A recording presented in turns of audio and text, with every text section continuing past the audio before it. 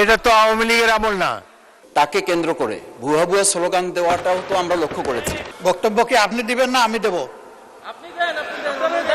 মাননীয় স্পিকার, এটা অশোভন, এটা অশোভন। শাহবাগ স্কোয়ারে বক্তৃতা দিয়ে পার্লামেন্টে বক্তৃতা দিয়ে এক কথা না। প্রথম কথা হচ্ছে নির্ধারিত আমি কাউকে উদ্দেশ্য করে বলি নাই।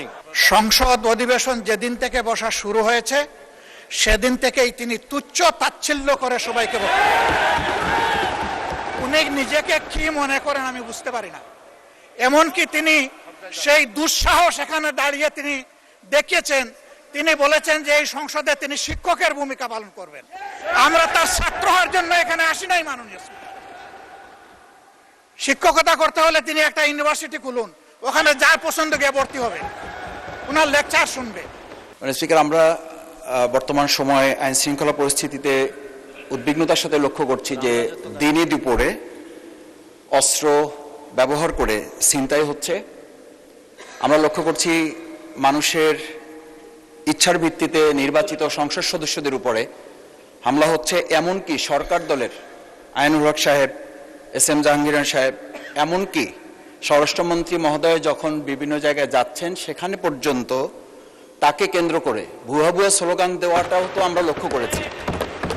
এই পরিস্থিতিটা তো শুধুমাত্র সরকার দলীয় সংসদ সদস্যদের সাথে, এই সরকার দলীয় সংসদ সদস্য এবং বিরোধী দলীয় সংসদ সদস্যরা যখন হামলার শিকার হন, তার প্রেক্ষিতে যে মামলা হয়েছে সেই মামলাগুলোর কোনো আসামিকে গ্রেপ্তার না করে বরং তার প্রেক্ষিতে যে মিথ্যা ভুয়া মামলা দেওয়া হয়েছে সেই মামলায় ওই বিরোধী দলের নেতাকর্মীদেরকে গ্রেপ্তার করা হয়েছে। এই প্রসঙ্গে আমি মাননীয় স্বরাষ্ট্রমন্ত্রী পদক্ষেপ জানতে চাই। মাননীয় স্পিকার, ধন্যবাদ।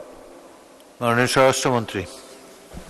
শাহবাগ স্কোয়ারে বক্তৃতা দিয়ে পার্লামেন্টে বক্তৃতা দিয়ে এক কথা না। প্রথম কথা হচ্ছে নির্ধারিত আমি কাউকে উদ্দেশ্য করে বলি নাই। আমি কাউকে বললেন আমি তো আপনারা কথা বলার সময় কথা বলি নাই। মাননীয় স্পিকার, আমি আপনার শেল্টার চাচ্ছি। মাননীয় বিরোধী দলীয় সদস্যবৃন্দ, আপনারা অনুগ্রহ করে স্বরাষ্ট্রমন্ত্রীর বক্তব্য শুনবেন।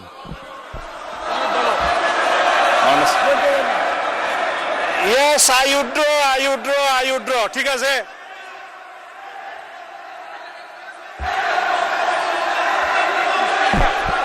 মাননীয় স্পিকার, অনুগ্রহ করে বসুন, স্বরাষ্ট্রমন্ত্রীর বক্তব্য শুনুন। মাননীয় স্পিকার, মাননীয় সদস্যবৃন্দ, অপেক্ষা করুন।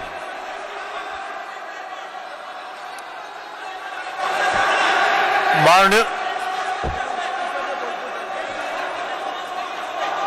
এক মিনিট বসুন। মাননীয় সদস্যবৃন্দ বসুন।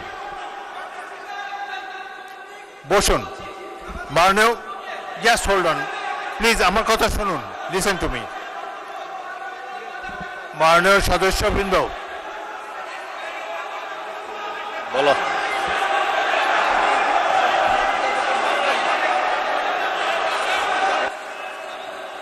হয়েছে তো, অনেকক্ষণ বলেছেন। এখন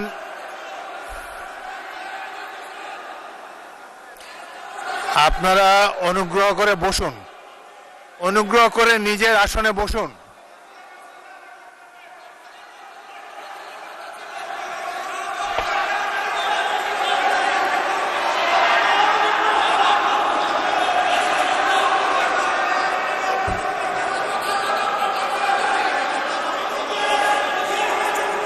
মাননীয় সংসদ সদস্যবৃন্দ, আপনারা অনুগ্রহ করে বসুন। অনুগ্রহ করে নিজ নিজ আসনে বসুন। কথা বলার তো অনেক সুযোগ আপনাদেরকে দিচ্ছি। এইভাবে ঢালাও না বলে মাইকে বললে তো সবাই শুনতে পায়।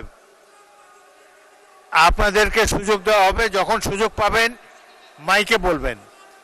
আরেকটি কথা আমি বলতে চাই, যেখানে আপনাদের বিরোধী দলের চিফ হুইপ দাঁড়িয়েছে, সামনের সারির সদস্যবৃন্দ দাঁড়িয়েছে, তখন অনুগ্রহ করে পিছনের সারি থেকে বক্তব্য দেবেন না। আপনাদের নেতারা কি বলে সেটা শোনার চেষ্টা করবেন। একটু ধৈর্য ধরে অপেক্ষা করুন। প্রচুর সুযোগ আছে আপনাদের জন্য। এই সংসদে বক্তব্য দেওয়ার প্রচুর সুযোগ আছে, আপনারা নিশ্চয়ই লক্ষ্য করেছেন। এটা তো আওয়ামী লীগের আমল না, এখানে আপনারা ইচ্ছা মতো সরকারকে ক্রিটিসাইজ করতে পারছেন। আরেকটি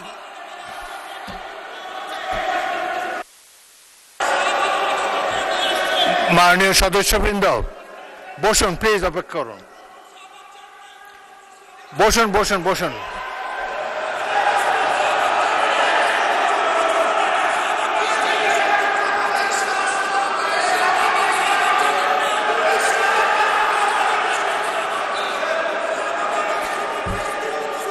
অনুগ্রহ করে নিজের নিজের আসনে বসুন। আপনাদেরকে বারবার অনুরোধ করছি, আপনাদেরকে স্পিকারের আসন থেকে বারবার অনুরোধ করা হচ্ছে, অনুগ্রহ করে বসুন। আপনাদের তো উত্তর দেওয়ার সুযোগ পাবেন।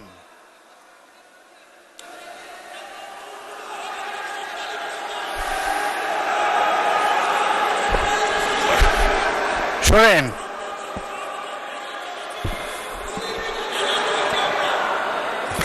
আপনারা স্বরাষ্ট্রমন্ত্রীর উত্তর শুনুন, তারপর যদি প্রয়োজন হয় আপনারা বলতে পারবেন।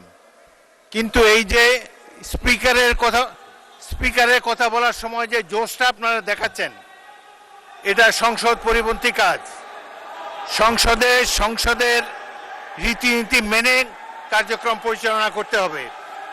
আপনাদের কাছ থেকে আমি সহযোগিতা কামনা করছি। মাননীয় না ঠিক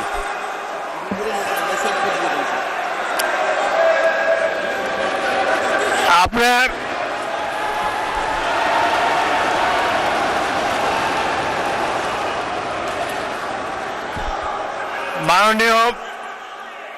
মাননীয় স্বরাষ্ট্রমন্ত্রী বক্তব্য দেবেন, তারপর আমি বিরোধী দলের নেতাকে দেব। আপনি বসুন। মাননীয় স্বরাষ্ট্রমন্ত্রী, আপনি বক্তব্য দেন, তারপর আপনি বলবেন। বিরোধী দলের নেতা অপেক্ষা করুন, তার বক্তব্যটা শেষ করুন, তারপর আপনি বলবেন। আপনাকে ফ্লোর দেব। মাননীয় স্বরাষ্ট্রমন্ত্রী, আপনি আমার দিকে তাকিয়ে কথা বলেন। আমি তো কথা বলতে, মাননীয় স্পিকার, না বলেন, বলেন। আমার যে শব্দ চয়নে তাদের আপত্তি আমি ভাই সংক্ষেপে বলেন, সংক্ষেপে বলেন। সেইটার জবাব তো আমি দিতে পারবো। আপনি জবাব আমি দেন। মিন করেছি এটা জাতীয় সংসদ। মাননীয় সদস্য সারাদিন দাঁড়ায় থাকতে পারবেন, আমিও দাঁড়ায় থাকি। মাননীয় স্বরাষ্ট্রমন্ত্রী, হ্যাঁ, মাননীয় স্বরাষ্ট্রমন্ত্রী, আপনি প্রশ্নের উত্তর দেন, মাননীয় আর তাদের স্পিকার, দিকে তাকায় বক্তব্য দেবেন। আপনি যদি আমাকে কথা address না করে বলেন। বলতে দেন তাহলে কিসের বাক স্বাধীনতা? আপনি আমাকে অ্যাড্রেস করেন, বলেন। না, আমি আপনার দিকেই তাকিয়ে কথা হ্যাঁ, বলছি। বলেন, সংক্ষেপে মাননীয় বলেন। স্পিকার, আমাদের এখানে প্রশ্ন যেমন স্পেসিফিক করতে হয়, এই সংসদে সম্পূরক প্রশ্নও একই রকম করতে হবে। আমি যদি কথা নাই বলতে পারলাম, এটাই যদি ডেমোক্রেসি আপনি হয়, উত্তর দেন মাননীয় আমি সদস্য, কি উত্তর দেন। শুনতাম? কেউ তো শুনছেন। আপনি উত্তর দেন, প্রশ্ন যে করেছে তার তুমি উত্তর দেন। প্রথমে বলেছেন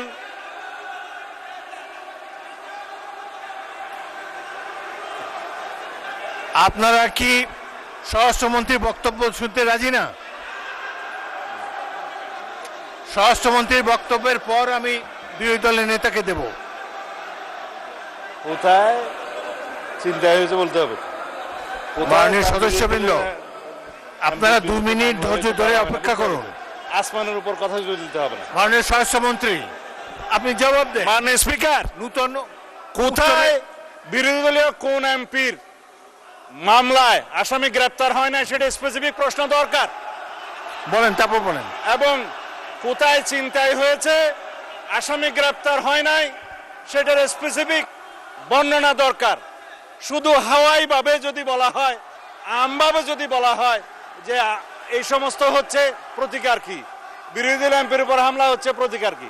স্পেসিফিক কোশ্চেন করতে হবে।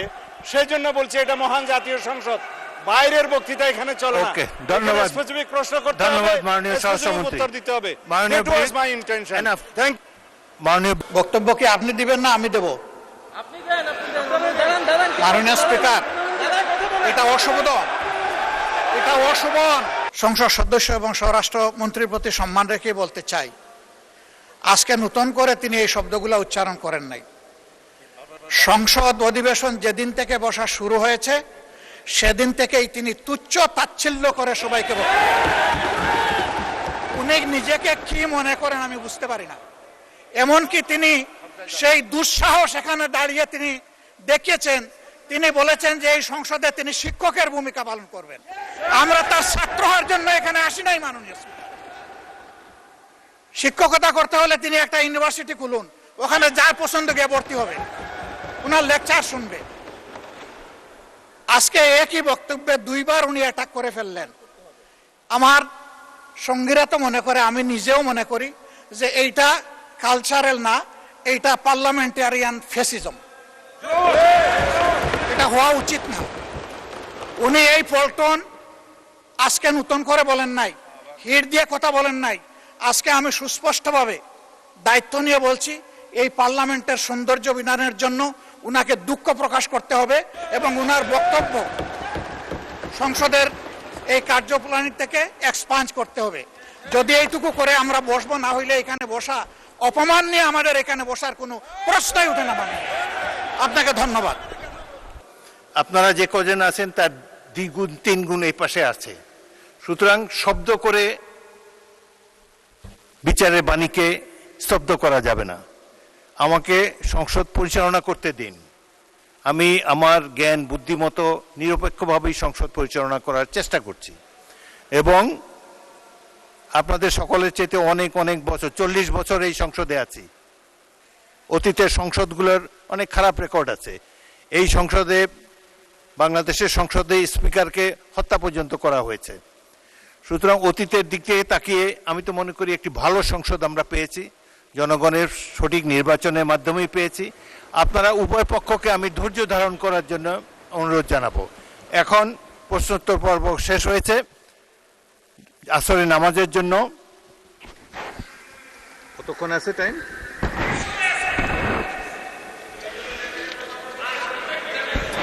এখন আসরে নামাজ। আপনি কি বিরোধী দল নেতা আরো বলতে চান?